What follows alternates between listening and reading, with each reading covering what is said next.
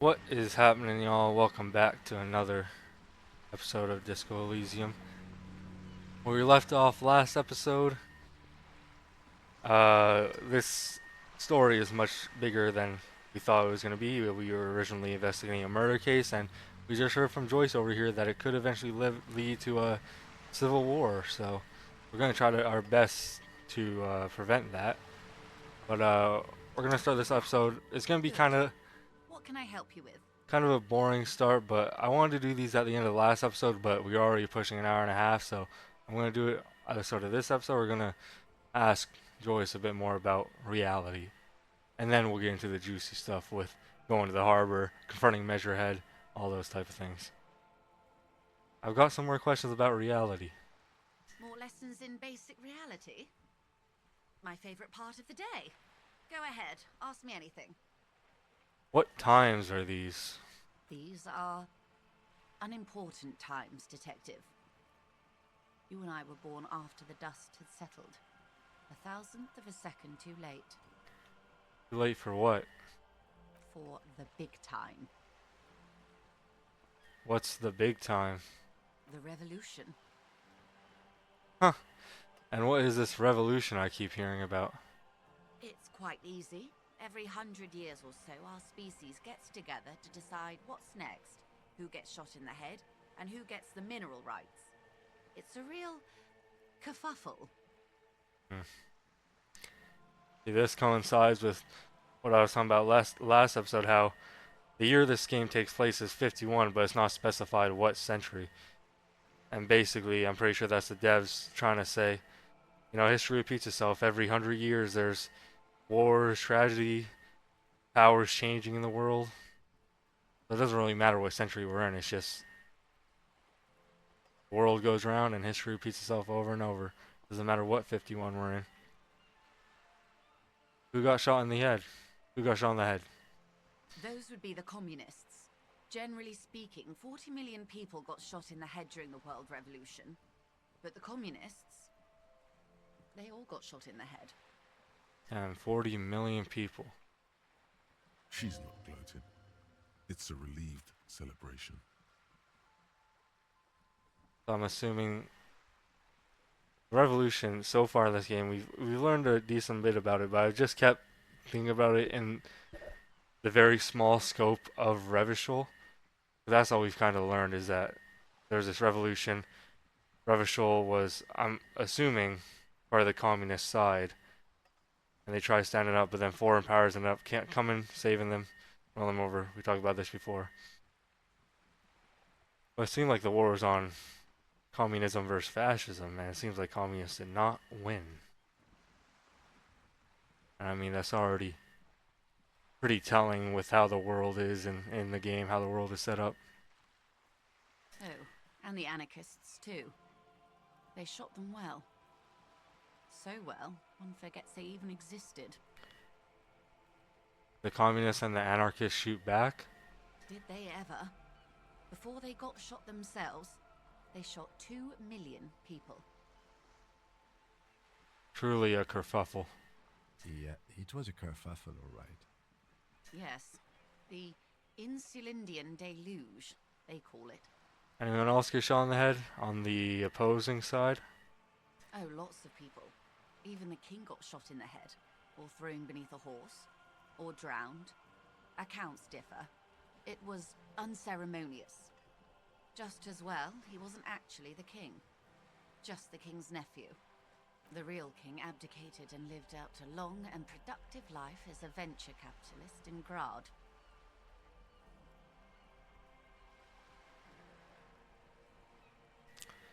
Well, I mean, he's a smart king for dipping, but he's also cowardly.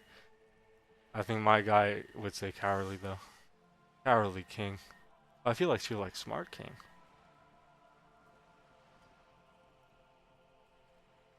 But yeah, no, cowardly. A king should save his people. I prefer the term risk-averse. King Guillaume was nobody's fool. He could smell a PR disaster brewing, so he got out alive, and his nephew Fricelle got shot in his place. Him and tens of thousands of his wonderfully fascist kingsmen. It was a wild time. Who got the mineral rights? The liberals got the mineral rights. And by mineral rights, I mean everything. Okay, and by liberals you mean? Liberals are usually middle-class people, Detective. Or the remaining gentry.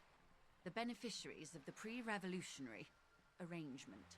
Some were rich enough to stay with the Constitution, with monarchy. Big mistake. Others bet on the revolution. They were called the ultras, or ultra-liberals. They fared well. How do the liberals win it all? They didn't win so much as survive. We were the last ones standing when the war ended. Everyone else got shot in the head, remember? Hmm. If everyone got shot, who was there to surrender to? To foreign intervention. The coalition. Those people really took the mineral rights. Wait, you just said the liberals already took everything. The liberals took everything that wasn't nailed to the ground. The coalition took the ground. The ocean, the laws, and the people. Who are the coalition? The coalition of nations. Grad, Mesk, Vesper, Messina, Oranje, and Sur-la-Clay. The armed center of the world. They landed here and ended the revolution. It was the moralist thing to do. There is bitterness in her voice, tempered with understanding. She is critical, but ultimately understands the cause. Moralist? The moralists believe in keeping everything exactly the way it is. They believe in mineral rights, and not shooting people in the head. At least not in the same manner and volume as the others do. They are the long-standing provisional rulers of Revachol now, the coalition government. Oh. Coalition of Nations. Trying to hear any of the revolution is the moralist thing to do. Everything exactly what it is of mineral rights and not changing bad. Not in the same manner and volume as the there are long-standing provincial rulers now of Revachol now. The rulers of Revachol, and also the world. These guys are strong. Okay, yeah, so the coalition are just the foreign people that ended the revolution and then took all the power. This is their zone of control. They embolden the RCM with crumbs of the same law they took. Technically speaking, you are a moralist.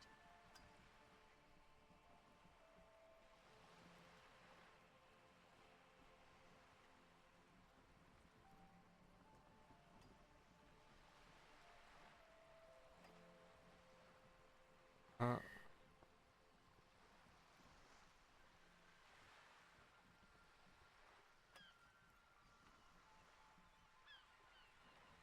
I don't think I'm a moralist, man. Of course. Not easy to be moderate about head shooting in your line of work. When was this kerfuffle? The turn of the century revolution? Don't answer it. It's a trick question. The revolution began in '02 on the Isla of Grad, though by the end nearly the whole world had gotten involved. Who started it? It wasn't a who, but a what. A pandemic of Zarat, a particularly virulent prion disease, which the authorities in Grad proved unable to contain. Then Mazov came along and overthrew the government. What did this Zatharath do? It made people overthrow their governments. Wow, really? Of course not. It was a highly infectious microorganism that destroyed brain tissue. The actual causes of the revolution were material. The pandemic only provided the spark.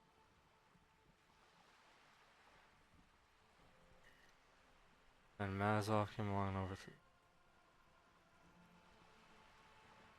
Okay, so there was a pandemic. Okay.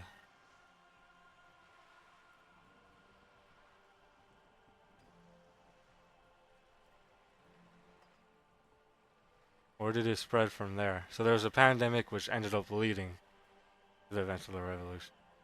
From Revachol and Grad? Not far. The world managed to cauterize itself. Mazov's government was overthrown in '08, and the coalition crushed the Revachol commune 2 years later. It was the end. What came next? Why? You and I, officer. Our lives in the zone of control. Something tells you her life and yours are not that similar. Maybe it's because she has a boat and you have that necktie? A Our, pair of pants? our lives are very different from each other. No doubt. But we share the same time and position on the planet's crust. That counts for more than you think. What is the zone of control?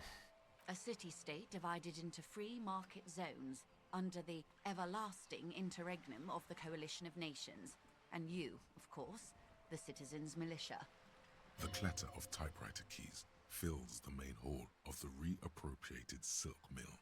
Precinct 41. Chad Tilbrook presses enter. Outside, Officer Elfboy Williams slams the door of an armored motor carriage. The zone of control is the third incarnation of Revachol, after the failure of the suzerain and the commune. What happened in the rest of the world? Modernity.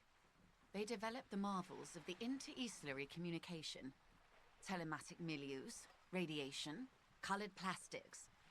Meanwhile, in Revachol West, the aftermath continues for the 5th decade. Jesus, so the rest of the whole world has just been moving on without us.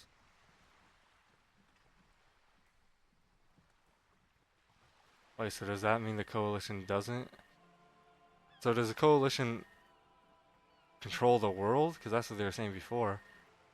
If they do, are we like the only control zone? It's been like this for how long exactly? 43 years. Hard to fathom, I know. What have we been doing all that time? The 20s saw a decade of urban war, west of the river leveled, offshore platforms in flames. Still, it's regarded as an improvement on what came before. 08 to 19 was simply hell. And after that? The 30s? Things settled down in the 30s.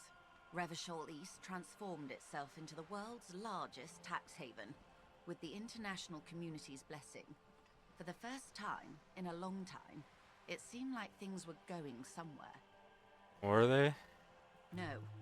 It was a market mirage fueled by cocaine and quantitative easing. The 40s dispelled it like a cold splash, an Isla-wide hangover, you might say. And here we are. Welcome to reality, baby. Okay, so is that all I need to do for the reality lowdown? Because I'm interested in like the world of this game, but it kind of gets a bit overwhelming when they tell you like everything. I was kind of just really doing it to complete the task and get XP. From the looks of it, the 50s haven't been much better for the zone of control. You can see it in her eyes. Days slipping away. You don't seem to be thrilled. I've no right to be dissatisfied. This shirt is Barbara Muscova, this raincoat is impervious to rain and is guaranteed for 100 years. My daughters will wear it. No, it's just... We could have had so much more. Every one of us. If only we played it right. What would you have done differently? Good question. What would you have done differently? No, her first.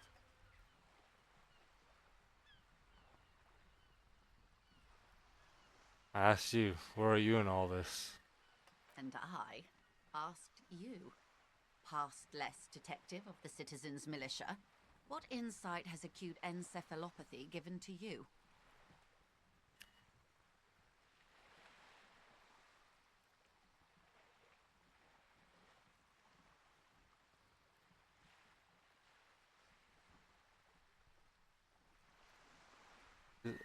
Was the Zathroth the fucking generally made them mad though, or did it just like give them a different perspective?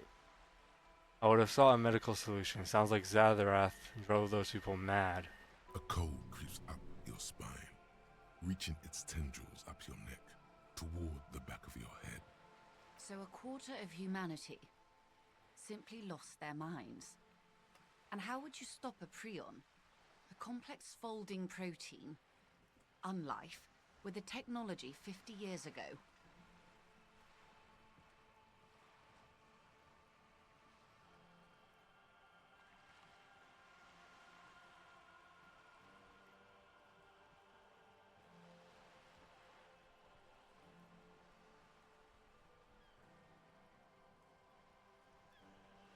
with privatized healthcare and a work ethic that doesn't turn your brain to sponge tissue.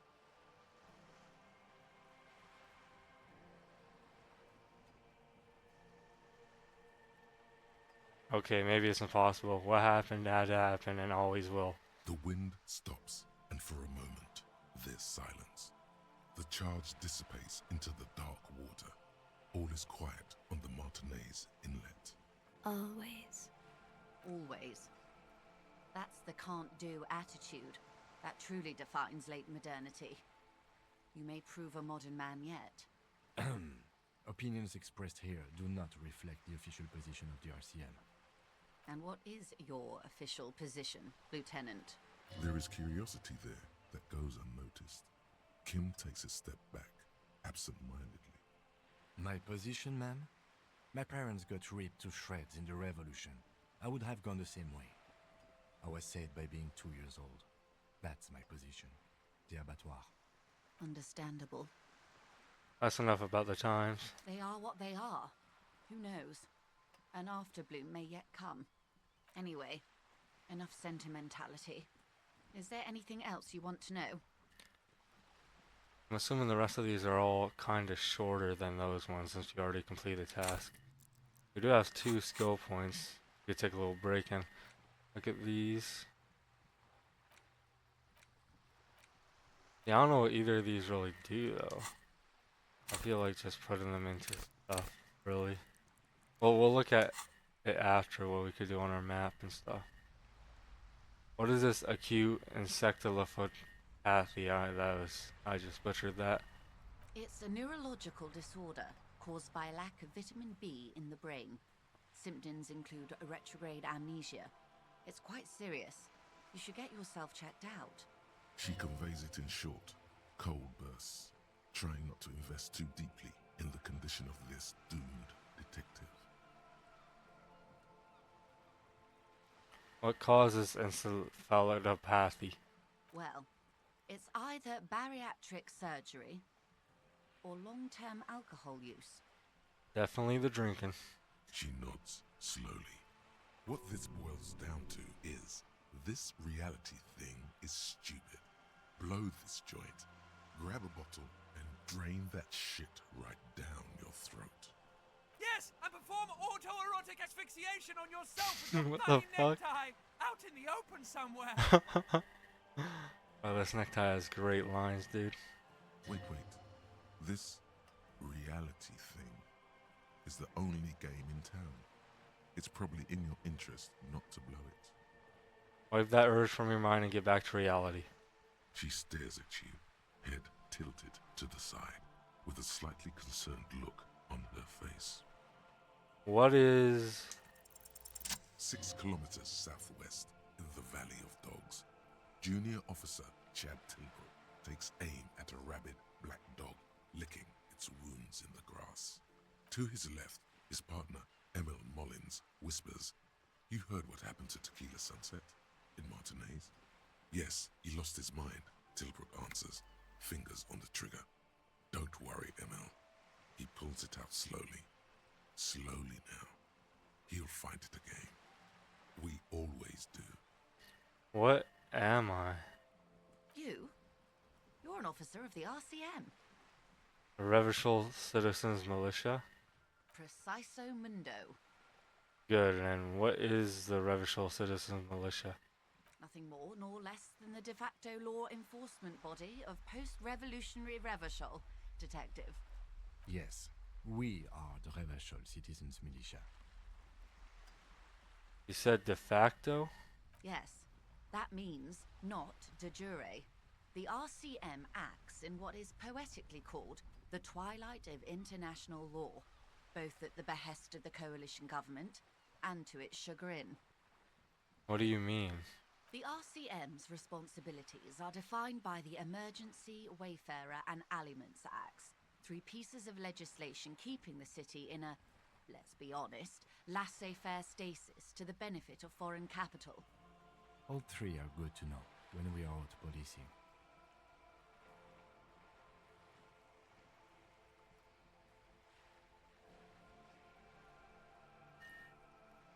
I'm basically one of the good guys. There's nothing basic about your role, Detective. It's true that the RCM keeps everything the way our seemingly permanent provisional rulers like it. Yet, on the other hand, I know these people. I deal with them daily. Let me tell you, dear, they are not fans of you. Why? The post-revolutionary decade was a disaster for the coalition government. Revachol in the 20s was hell, especially on the west side of the river. Gang warfare, a botched privatization scheme, a nuclear pile meltdown. They called it the International Zone because no nation wanted to claim responsibility. The RCM restored peace where the coalition failed, a true blue citizens' initiative.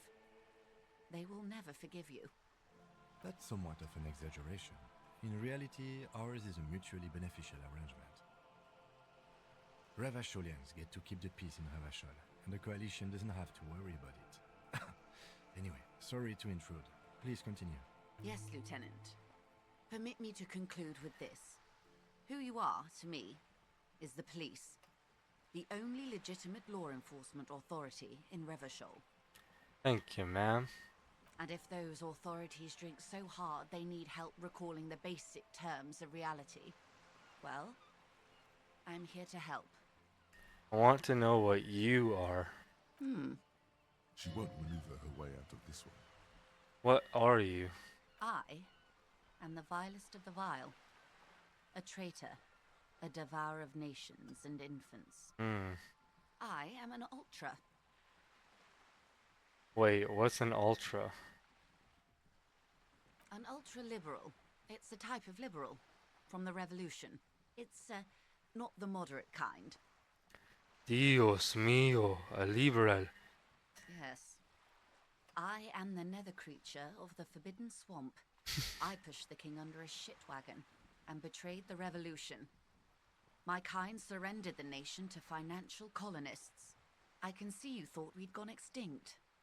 After all, no sane person identifies as an ultra-liberal anymore. Not in broad daylight. You're a centrist at heart. A real moralist, no? Tell me, now that I've uncoiled myself, do you find me frightening? In her green eyes, you see a mixture of truth and self-satire. Decades of guilt and pride. Forgive her, but only because you like pearlescent teeth and those light green eyes. I forgive you, but only 'cause you're charming. A devil, who being of great charm and guile, sneaketh into the homes of the godly. Beneath her waterproof raincoat and silk shirt is a body imbibed in numb 12 perfume.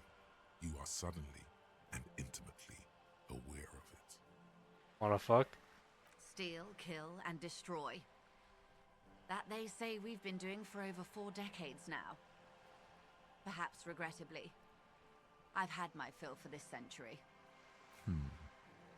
In any case, I'm glad we can remain collegial despite my scaly bulk, and my perverse need to infiltrate and betray both kingdom and revolution.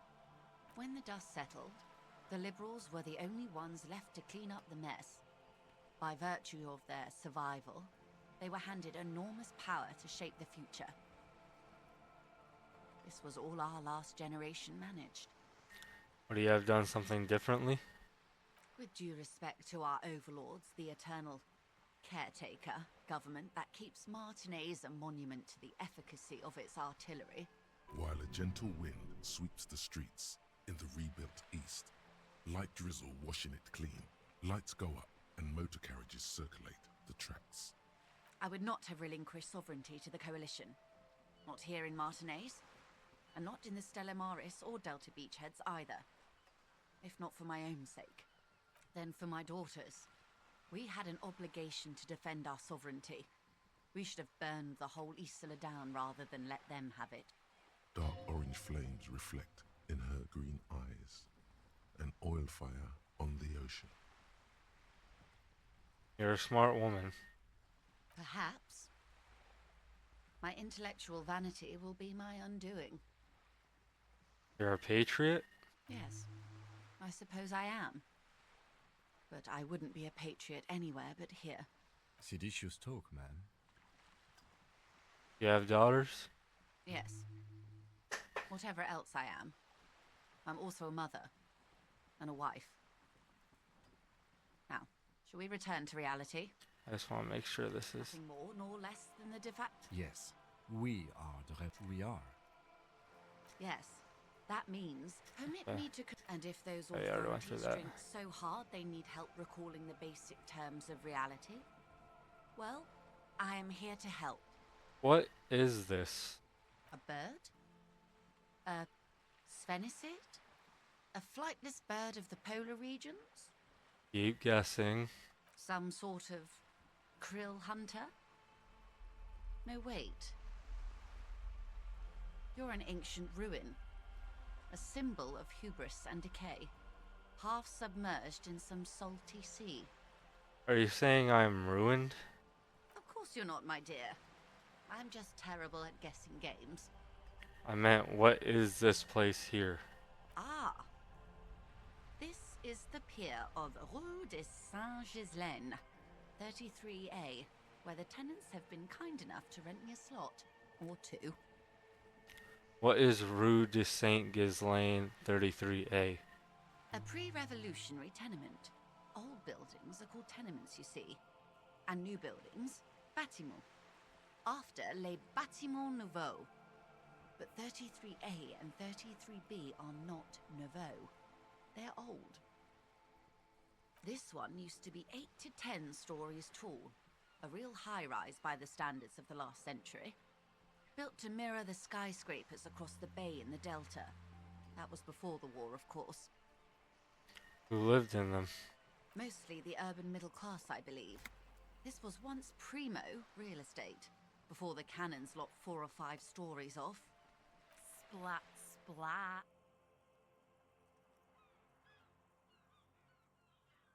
Wonderful.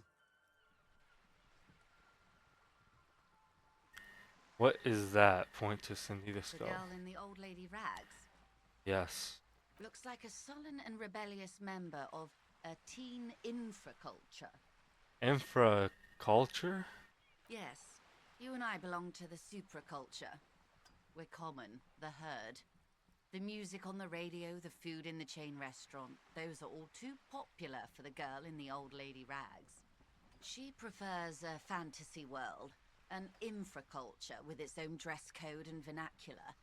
It is an illusion, I'm afraid. There is no refuge from the supraculture.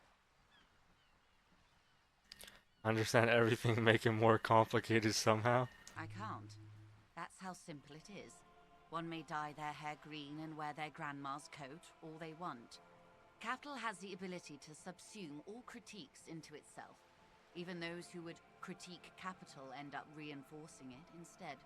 All right. What next? We're not gonna hit that. That's all for now. Glad to have been of assistance. The little that I know. Alright, cool.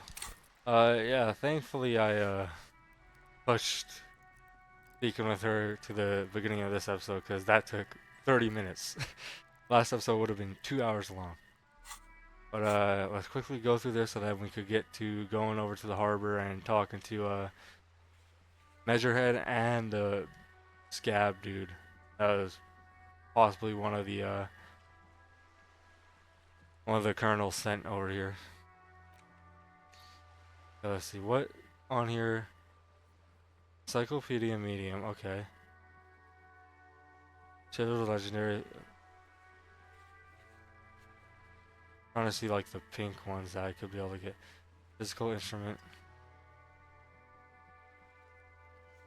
Cause yeah, these blue ones I am just not likely to be able to get, but these pink ones I have lots of room to level up to them. It looks like a lot of physical instruments also open up the ice cream thing, which I'm interested in, so no, let's just put 2 points into this. Why not? What's this? We're getting reports of normal, reasonable, temperate political opinions somewhere in Martinez. That's me, Mr. Reasonable. Someone's got to keep it sane around here. The air suddenly feels calmer, more transparent in a strangely tender way. Perhaps it's the hangover. Perhaps it's a temporary surge of serotonin. But something tells you it's time to become a citizen of the Kingdom of Conscience. First off, where is this kingdom of conscience? It is not a place. It is a moment in time that can only arise in the right circumstances. In all of human history, it's only been achieved a handful of times. How do you bring about these circumstances? Incrementally. Yawn. You'd get there faster with a little speed. History's greatest catastrophes have been brought about by people trying to make the world a better place. Too quickly. That's the genius of Dolores Day. She recognized that progress is meaningless if its gains are lost because of instability.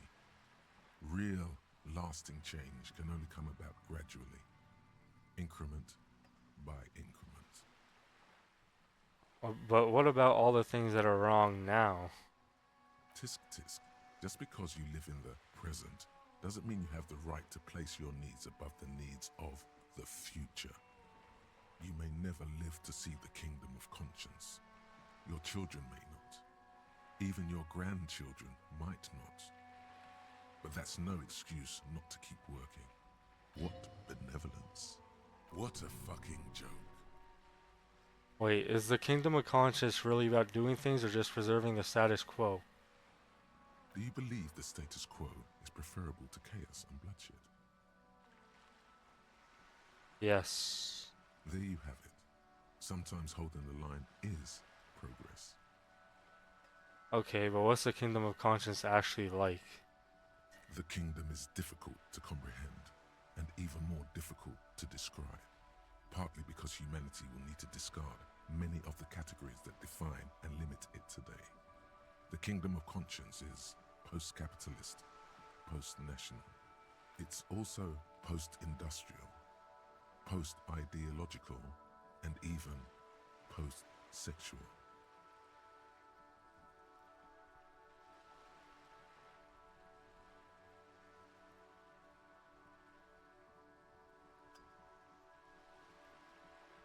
I feel like we really just shouldn't give into these things in our head.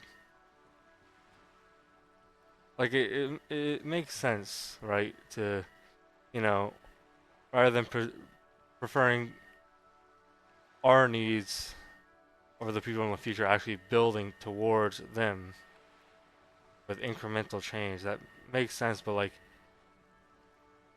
it feels like the voices, the people in this guy's mind are trying to push him to do it too quickly, and it's gonna end up going wrong.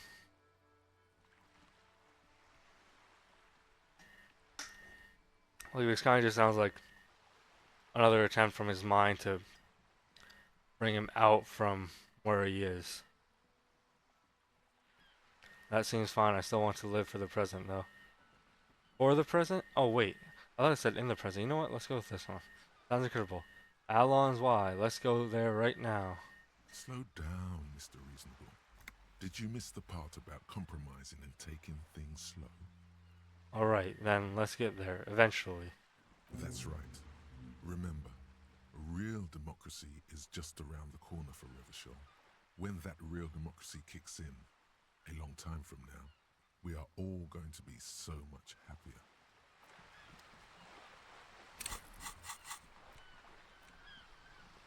Oh shit, Half-Light?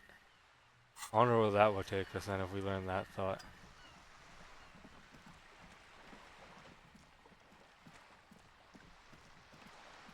I mean, like, something like the Kingdom of Consciousness isn't achievable just by one person, right?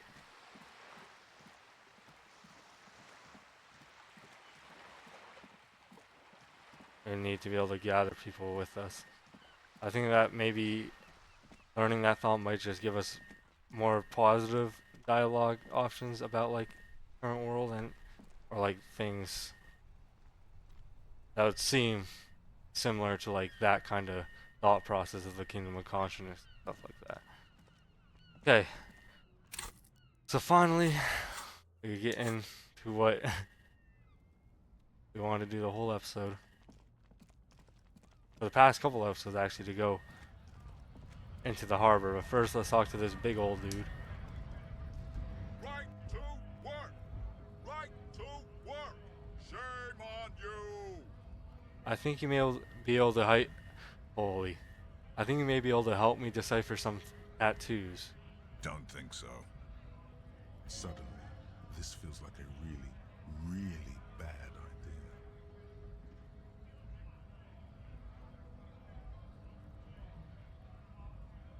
We're investigating a murder. These tattoos are on the victim's body. Silence. He takes the photo. Grey eyes dart back and forth on the glossy surface. His face is unmoving. You see dead flesh in colorful rivers of polychrome, melting skin and hair. Fucking loincloths. Really did him in. Loincloths? Yeah. He's clenching his teeth. There is silent pressure behind them. Can you tell me what the tattoo means? What it means. I can tell you what this one means. Only one. You want to hear what happened here? Yes. Our colonel is deep in the bush here. Deep in the fucking bush. In Benital, 41. Monsoon season. He's on a reconnaissance mission. He spent a month behind enemy lines, scouting kept villages. Nothing but fucking bugs and snakes for fun. Men are getting restless. There's talk of switching employers. With some strange emotion. This is about to get really graphic. Last moment to back off. Actually, no. You knew him, right? What's the matter, militiaman? No stomach for it? This man was worth 1,000 loincloths. We're done talking here. I think we should maybe even get going now.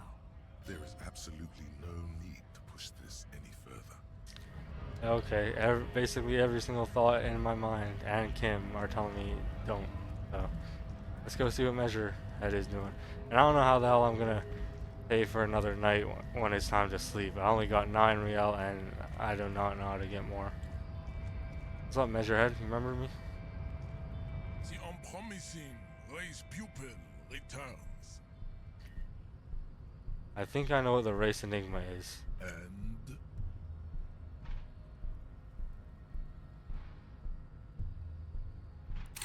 Wait, am I gonna have to read it?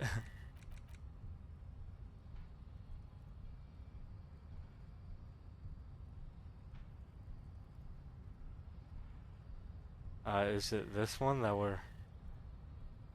Everything is calm in the eye of the race storm, the mind is loose and bright. Finally,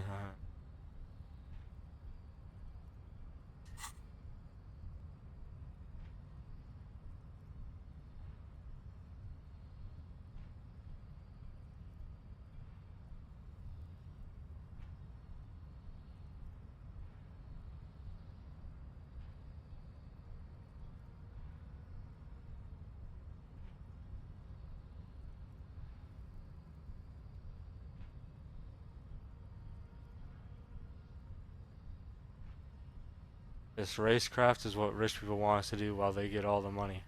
look, babe. The rich man has humiliated and emasculated this couple. He can only think in base materialist categories and feminine abstractions like money. Rich man really fucked him over, Jean. His rage is already played out on the stage of history as the grotesque tragedy of revolution. All it can accomplish now is impotent academic text and neurosyphilitic rock and roll melancholia.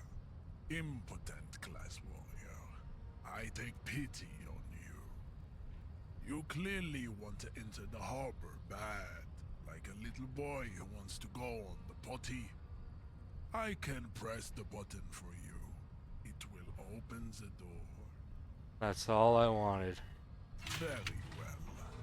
You may enter the door once. Our race conversation here has concluded. Finally. Let's go.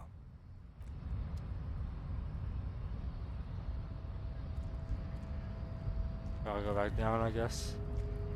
Did they open the big door? Does that mean all the guys are gonna be coming through? Oh, is this the door that they open? Door is locked and cannot be opened from this side without a pass card. Okay, so this must have been the door that they opened. The radio is emitting strange buzzing sounds. Every worker equals member of the board is written on top of the flyers. This is a Dewey typewriter. The model name is on the back. Postcard, the Garden 21. Got another level. How about we gonna save it for a second?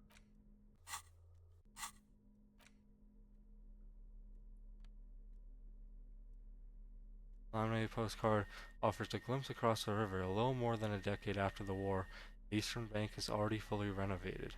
The hillsides are lush with gardens and residences. Once parked a small beige airship by the fountain. This postcard will sell for a pretty penny. I mean, if we really need to, we could just go sell everything. But standard office file cabinet. The doors seem to be locked. Someone left the coffee machine on. Dark liquid in the pot looks almost sentient.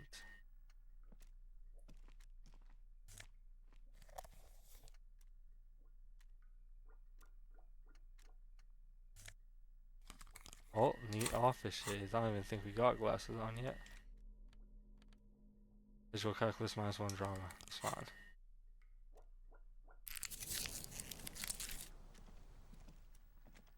On second glance, someone has forgotten to properly close one of the drawers. It's unfortunate for the Union to just leave their paperwork lying around like this. Let's see what's inside, he thinks. The drawer opens smoothly. Inside is a well-organized selection of brown folders. Hundreds of documents containing logistical data. Two kinds of transactions stand out. Materials coming into Revachol from the outside world, from Muindi, Grad, and even Ilmara. And the same materials being handed over to companies inside Revachol. Kuron, Coal City, La Delta, and Jamrock are listed among the many districts where the imports are being sold. It's hard to make sense of this thicket of company names, dates, quantities, and percentages. You try to focus, but the lines are getting blurry. Whatever's hidden here is hidden well. Concentration isn't enough. Only a trained accountant with a background in logistics would be able to really make sense of it. However, there is a little handwritten note stuck on the side of the drawer. It appears to be a to-do list written in large, uneven capital letters. Remember, Leo, Everard's shoes, special whirling borscht, water Everard's plants, sweep office floor, more banners. I don't know, for his fucking butler or some shit. All items on the list have been crossed out, and the note itself is crumpled. Look, Kim, a to-do list with a to-do note with a list of errands for Everard. Everard Clare, probably. The head of the Debarders Union. One of his aides must have left it. Nothing incriminating here. What is so special about this borscht? Code for drugs? Booze? Blood? Remember, Lee, all items on the drawer.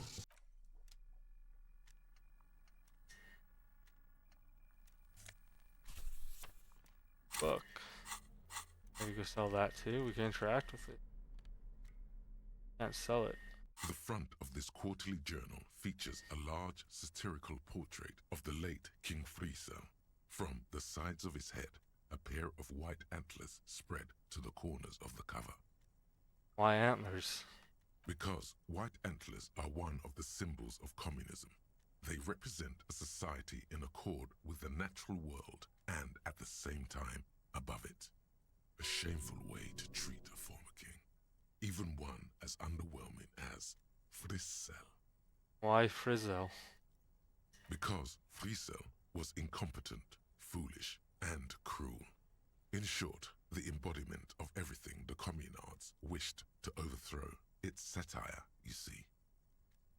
To your disappointment, there aren't any full-color pictures to direct your attention. Just column after column of closely set text, interrupted occasionally by little doodles in black and white. Yeah, no, I need a picture book to keep my attention. After rifling the pages with your thumb several times, you return to the table of contents.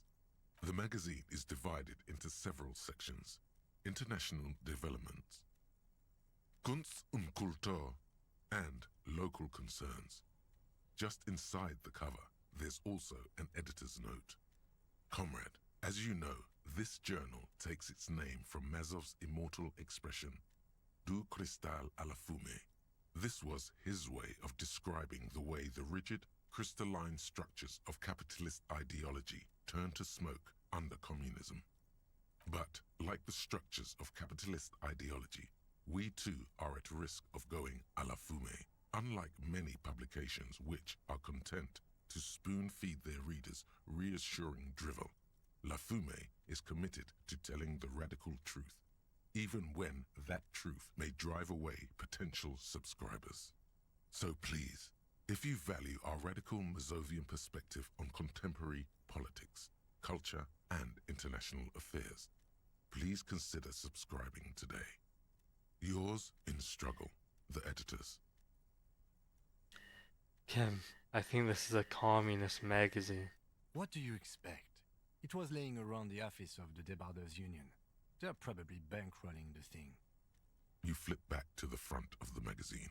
The table of contents unfolds before you. I want to catch up on international developments.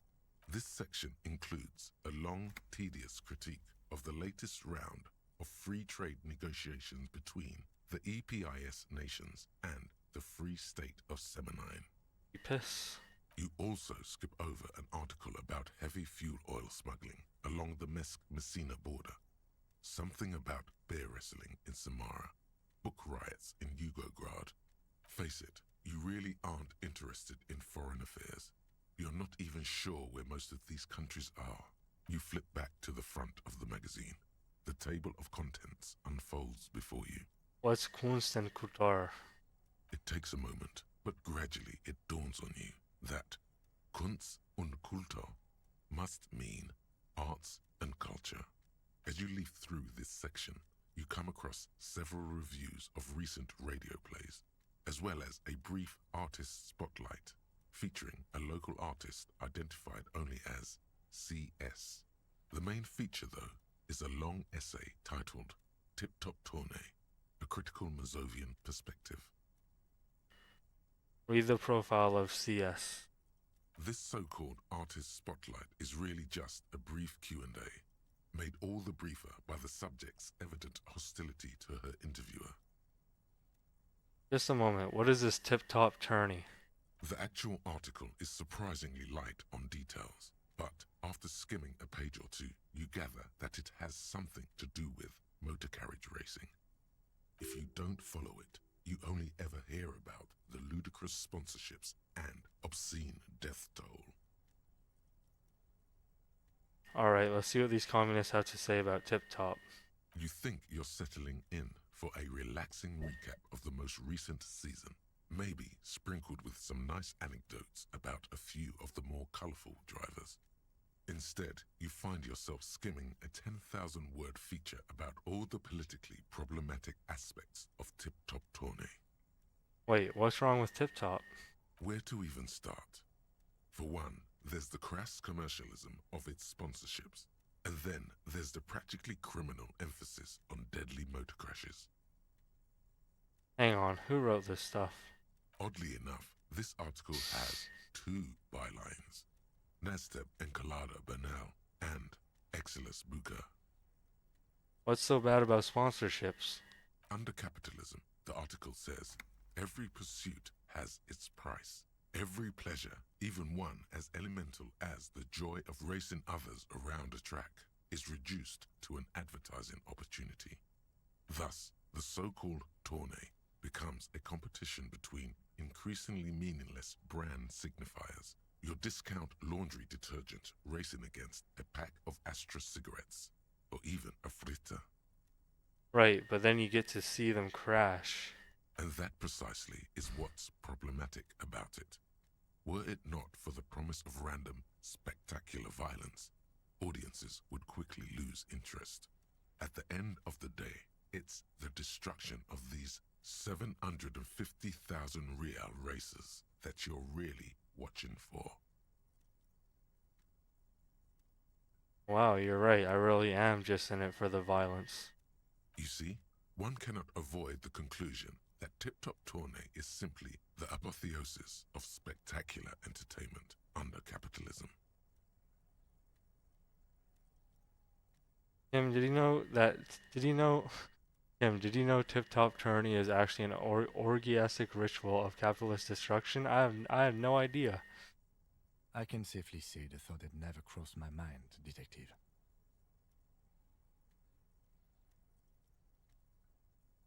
I wonder what else is just a metaphor for life under capitalism. I'm sure most things are, if the young men who wrote this article are to be believed. If I had to wager, I'd say they've never even seen the inside of a motor, much less a motor race. I take whatever they write with a large grain of salt. You flip back to the front of the magazine. The table of contents unfolds before you. Let's see what they mean by local concerns. Unsurprisingly, much of this section is taken up with articles declaring unqualified support for the dock workers' strike. You skim the headlines. Paint the harbor red and white. Martinez tames the wild pines. A city in revolt. First we take Martinez, then we take La Delta. Finally, there's a brief article by the writer, G. Martin, accusing the owner of the Capeside apartments of illegally attempting to evict certain communist tenants simply for not having paid their rent.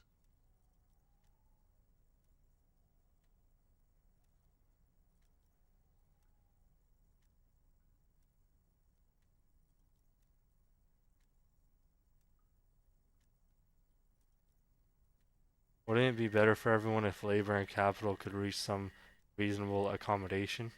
According to these editorials, there can be no accommodation with the forces of international capital or their mucilaginous allies in the coalition. Why do communists love puerile insults? And they wonder why they're always being left out in the cold. You flip back to the front of the magazine. The table of contents unfolds. Alright, that was a lot. Let's see what we got here. An imposing combination of a punch clock and a payphone is looking down at you from the wall. A note on the side says, "Tokens unavailable due to strike.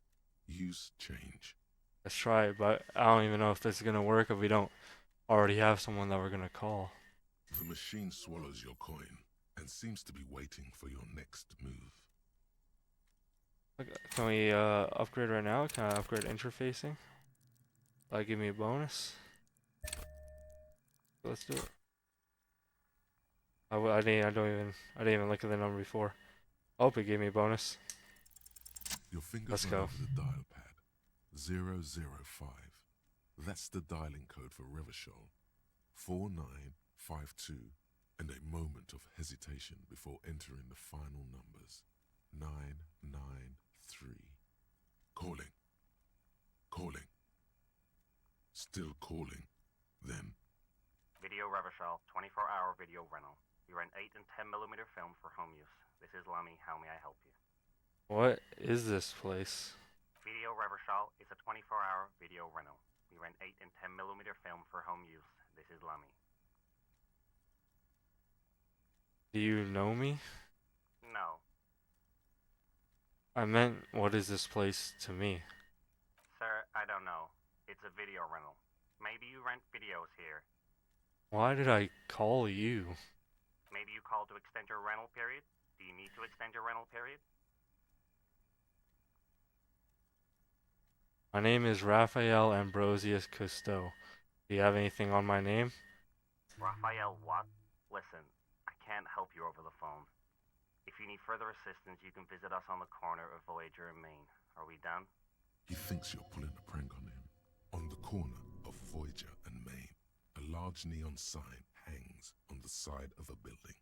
Video Revachol, 24 hours. It's raining and there is almost no traffic on the street. A woman's footprints in the mud lead away from the front door. Tiny heels tiptoeing down the road. Beautiful steps, light-footed with a lifetime ahead of them. You look up and the air seems to grow darker. Suddenly you feel like you don't want to hear about video rentals anymore. You don't want to hear about any of it. It was all shit. It's over. What was all shit? It. Kim, I feel sad about Video Revachol 24 hours. That's enough for you today. Let's conclude this call. We're done. That was interesting. Oh shit, that was a staircase. I thought that was like a bed or something. I want to make sure I got everything in here. Yeah. I thought that phone call was gonna be... I was surprised when there's a 24-hour video rental place that popped up. I thought for sure we were gonna hear some type of like ghost of his past or some weird shit like that. Oh, we got our thing now. The tarpaulin cloak is still hanging on the railing. The white rectangle of the Revachol Citizens Militia is clearly visible on its back.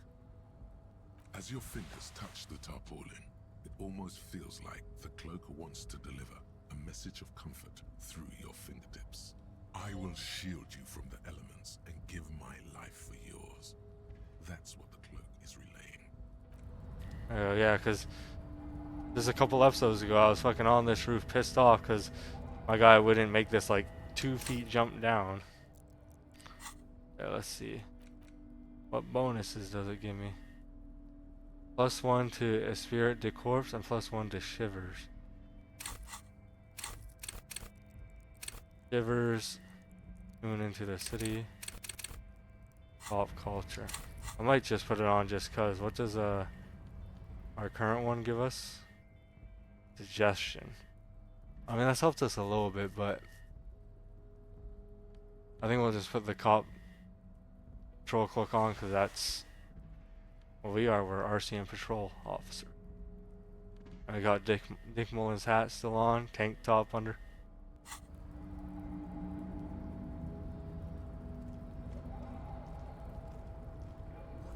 Collecting rainwater.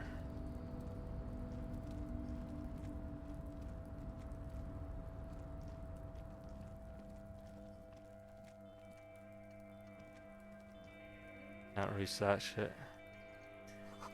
Numerous empty bottles of Commodore Red and potent Pilsner.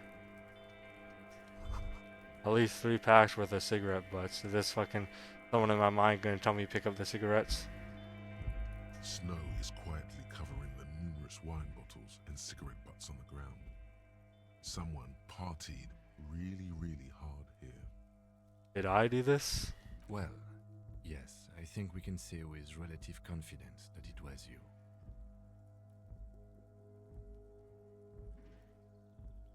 Looks like I had a lot of fun. It really, really doesn't. Let's turn our attention elsewhere and move on.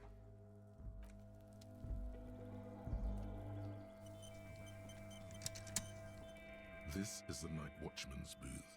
The name on the door reads, Rene. Oh, so this is where Renee works. I'm gonna look around. If you must. But please hurry. We are pretty easy to spot up here. Nothing incriminating catches your eye. The cabinets are clean and their sparse contents meticulously organized. There's a framed photograph on the table. It's a black and white photo of a young couple out in a street fair. The man, Rene, is dressed in a Royal Carabinier uniform. The girl is young and very pretty. She is smiling playfully at the camera. Rene looks like he's about to smile. This photo must be tied to some good memories. Why did you take that picture of René?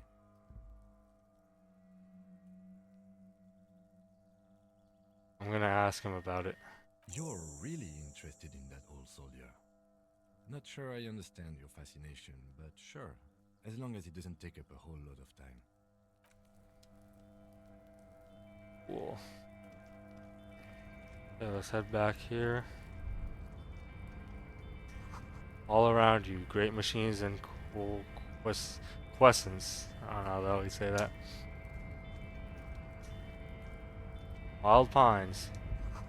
White pine trees are printed on the screen covering. Looks like a forest under snow. Oh, that's what those were supposed to be? I thought that was just like the cold weather freeze in the boxes. Containers. A composite eye of halogen light watches you, emitting a low buzz.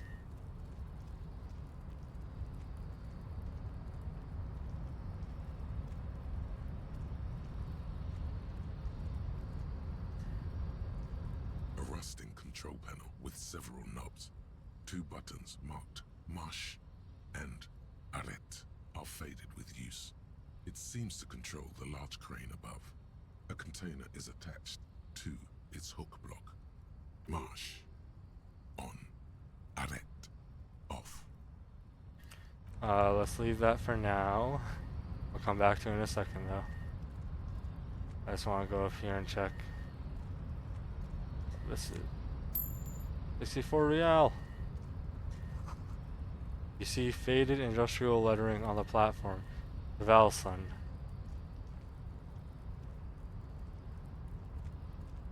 Okay, so the path we're supposed to go is this way. Let's try this button first though. I don't know if it's actually going to do anything. Control Marsh. On. With a loud grind, the crane shifts overhead, moving a massive metal container through Are the they air. going to catch us?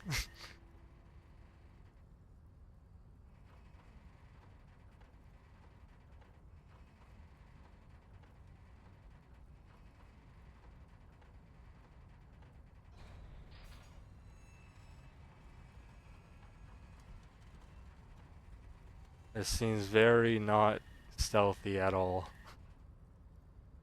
And, with a surprisingly quiet thunk, the crane places the container down. I guess it was surprisingly quiet. This crane was built with a purpose, which has now been fulfilled. To move this container. What's inside the container? Who can say? All you know is, it's special. I can't see how that was worth the wreckers, except for seeing the crane in action, which I admit was satisfying. The crane does not return to its original position. It does not move at all. Maybe we could go try to open it. I doubt we can without like a key or something though. Before you stands a cargo container, just one of many in the yard. Lieutenant, I think there's something special about this container. You do? Because I don't. What? Why not? There are a million containers here. Why are you fixating on this one? It was hanging from the crane. Maybe there's contraband in there. There may very well be, but we are not here to look for that. We are not here to interact with containers. We are here to get the body down from the tree. You attempt to turn the handle, to no avail. The doors seem to be mechanically locked. To your left, the lieutenant considers your actions with some puzzlement. No reply. Okay, +1 for being in the world for 2 days. Alright, nothing more to do here. Alright, let's see. Where is Mr. Evrar or someone that could help us take down the fucking body finally? The shipyard ahead is oddly quiet. The great machines are sleeping. A pile of cargo belts used for heavy lifting. One says vermilion.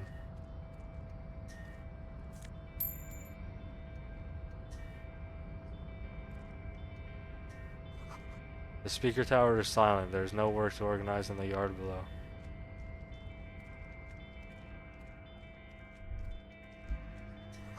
The musk of oil and rust comes from the chasm in front of you. Smells like blood. Ooh, what's... Ooh! Okay, we might not even have to buy those shoes for 50 real. We just got another pair of fallen. Look, yeah, I think I'm gonna keep interfacing on, but we'll put these on next time we go see Kuno, and see if that progresses our task with him. We could sell the photo of Renee. Jesus, that would be fucking horrible. I wonder if he would actually have like a reaction if you went to him after selling it. Economy's tough, man. I had to.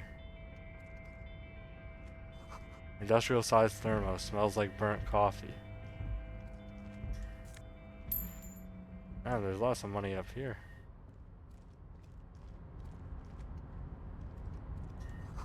Banner sags under the weight of rain and snow. White waves on red. Container, container, I'll turn you nice and red. Container, container, put the logos on. The accent is so thick, it's impossible not to notice he's Ubi, from the vanishing peninsula of Ubisunt on Muindi. Container, container, used to be Well Pines. Container, container, now belongs to Everard. Hi. Everard, he looks after everyone. Huh? Well, hey there. How can I help you, mister? The look in his deep blue eyes is as sincere as you've ever seen. Kind of makes you feel like an arsehole for no apparent reason. I see you are not a union man, mister. Did you get lost? You're not one of them scabs, are you? What is it with you people in scabs? I mean, I don't personally mind. Folks is just folks, you know, and folks gotta eat. Just some of the other guys don't look too kindly on the scabbing kind, if you know what I mean, mister.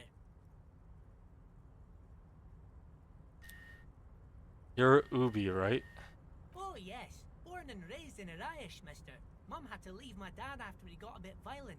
Took us here to the new world. I was about 10 then, too old to lose my accent then. People say us Ubis are up to all sorts of trouble with sheep and other animals and whatnot. I just want you to know there was never any of that where I come from. No, sir. Those are just nasty rumors. Thank you for clarifying that, sir. What are you doing with the containers? Oh, I'm just making some covers for them containers here. Yes, I am. Yes, I am. So it's easier for the crane operators to spot them. Logic 0? Damn. Sure, let me ask you about something else. Sure, mister. About what? Where is everyone? The harbor is empty. Oh, most of the guys are down at the gates, keeping the scabs from coming in. We're on a strike. The whole union is. You don't have to work when you're on strike. Ha! We haven't worked for 2 months now. So no one is working? Not everyone is down there, of course.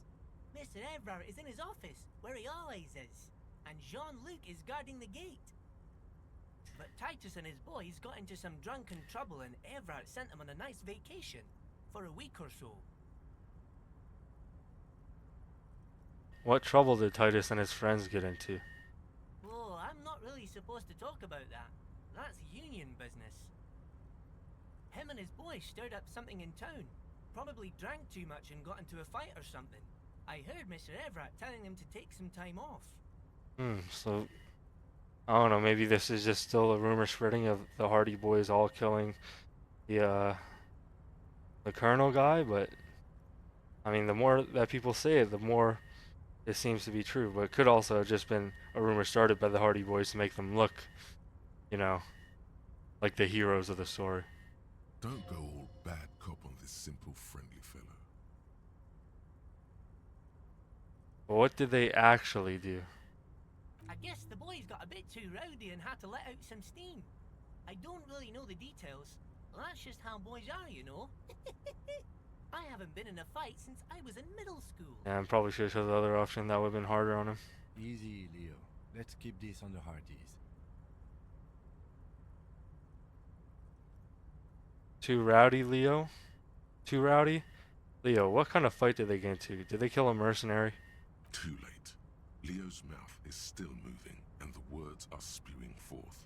Words, and look, even more words.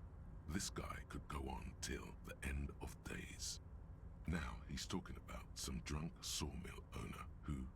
No, He already switched to a prized fishing rod he apparently owned at some point. You know what? Just cut in there with your questions. Do you work here? Yes, yes. Everybody needs a job, and this is mine. I'm Leonard, by the way. Leonard Bellick. But everyone calls me Leo. I'm like Mr. Everett's right-hand man when Mr. Edgar is out of town, and Mr. Edgar's right-hand man when Mr. Everett is away. Actually, Miss Beaufort is the right-hand man, but she's a lady. Who is this, Miss Beaufort? A real pretty lady with a skin like those Douai Sucre candy bars my missus likes so much. Them are real nice to suckle on once the dinner is done and me and the missus sit down beside the radio. But I can't listen to the radio all the time. There's so much to do around here, and I'm always busy keeping things running here.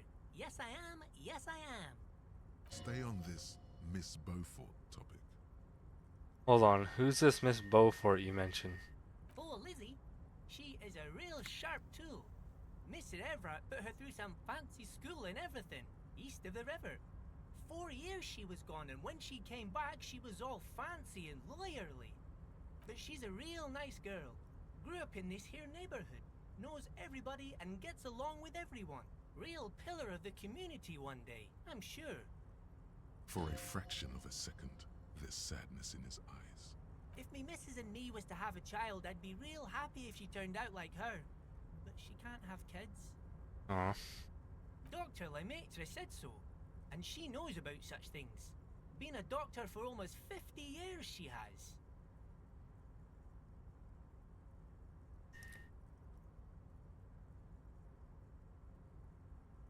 I think you're doing a pretty good job around here, Leo.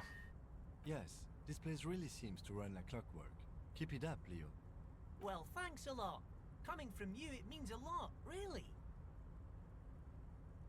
Sometimes I feel some of the guys don't really get how much I bust my ass for them here. But you guys are alright. The white rectangle on your clothes might not mean an awful lot in Martinez, but the recognition from an authority figure made Leo's day. Are you the Leo who wrote the note to make more banners?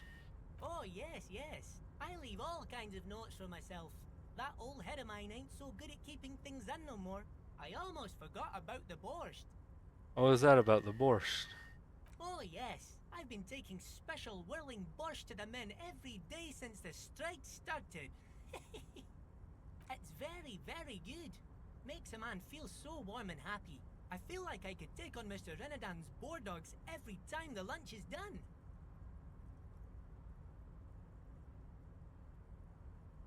Power borscht, huh? Never heard of a borscht that turns little guys into dogfighters. Alcohol, however. What do you mean by taking this soup to the men? Is it for striking? Yes, yes. I'm taking it to them. The borscht keeps them happy and in fighting spirits. Makes you all warm inside. They brew it in the whirling in rags. Hold up, who makes it at the whirling? Oh, the whirling's cook. He makes it. Them is always talking with Mr. Manana in that weird language and laughing together. He doesn't speak what we speak. He's from Grad. Looks like the borscht is spiked. I'm gonna look into it. Oh, sure, mister. Sure. You do that. Yes, sir. What's in that container over there? Oh, that one. That should be empty as far as I know. Lots of containers here have nothing in them. They're just waiting to be loaded up. Told you. I'm looking for the leader of the dock workers union. Oh, you want Mr. Everett then? He's an awfully nice fellow, he is. Him and his brother are both nice fellows. They've lived their entire lives in this here neighborhood. Guys like Mr. Everett and Mr. Edgar, his brother, are real good guys. Made Martinez what it is today. Mr. Everett and Mr. Edgar and I went to the same school we did when we were boys. You gotta love certain characters and stories who are just, like, they're not bad people at all, but they're just oblivious to the actual bad people. They're just so, like, they're great characters, but they just don't see what they need to be seeing, right? And they're just oblivious to it. It doesn't make them bad people at all. Patience. Deep down you have the mental power to keep listening. Not many would, but you do. Had an arithmetics teacher. Miss Bellows? Her real name was Miss Bellams. She was a real pretty lady. But when she got mad, all the boys liked her, if you know what I mean, mister. We used to sneak in her yard in the dark and peek through the window. One time we saw Miss Bellows with a fellow. Yes, we did, mister. Holy Leo. No, you fucking didn't. That's one of my favorite options, dialogue options so far in the game. That's up there with I want to have fuck with you. No, you could keep going. I like no, you fucking didn't though. If this wasn't someone like Leo, I would have said it.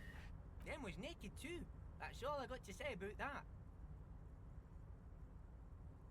Very interesting, very interesting. Thank you for telling me the whole thing. Thank you. Eh, almost forgot. Mr. Everard is usually in that container over there, but he usually leaves around 10 p.m., so you gotta be quick if you want to catch him.